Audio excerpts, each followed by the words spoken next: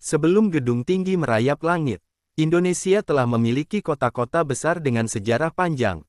Tempat kerajaan berdiri, rempah diperebutkan, dan budaya tumbuh berabad-abad. Ini bukan sekedar kota, tapi potongan peradaban Nusantara yang masih bernapas di balik zaman.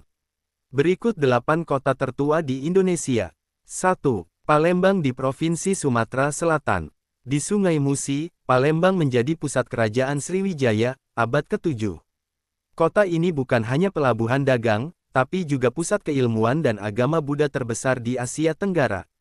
Fakta uniknya, Palembang disebut dalam prasasti Ligor dan catatan Tiongkok sebagai pusat maritim regional. 2. Ternate di Provinsi Maluku Utara. Kecil di peta, besar di sejarah. Ternate adalah pusat rempah dunia sejak abad ke-13.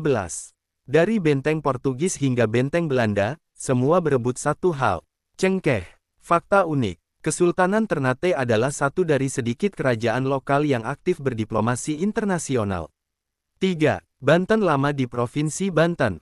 Banten Lama pernah lebih maju dari Batavia. Kanalnya dibangun mirip kota modern Eropa. Masjid Agung Banten jadi saksi bisu kejayaan Islam dan perdagangan abad ke-16.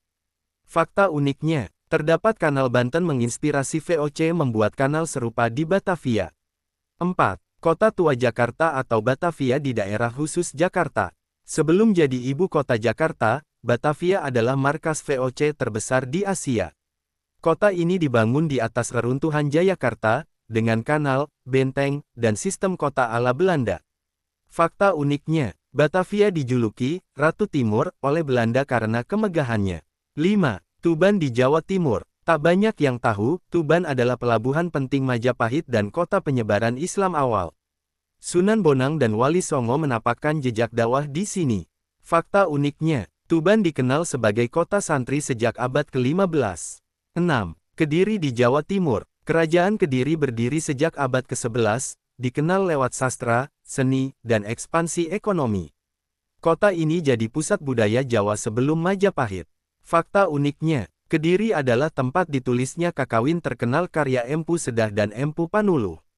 7. Kupang di Nusa Tenggara Timur. Kupang muncul dalam catatan Portugis sejak 1520-an. Sebagai kota pelabuhan, Kupang menjadi pintu masuk penting ke Indonesia Timur.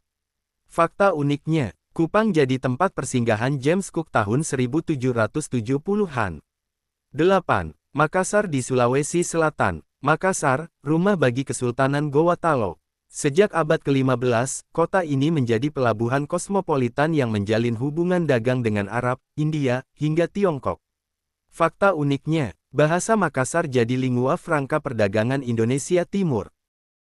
Kota tua bukan sekadar tempat tinggal masa lalu, tapi jendela menuju siapa kita hari ini. Ketika jalan-jalan modern dibangun, semoga sejarah tetap menemukan tempatnya di hati dan ingatan kita.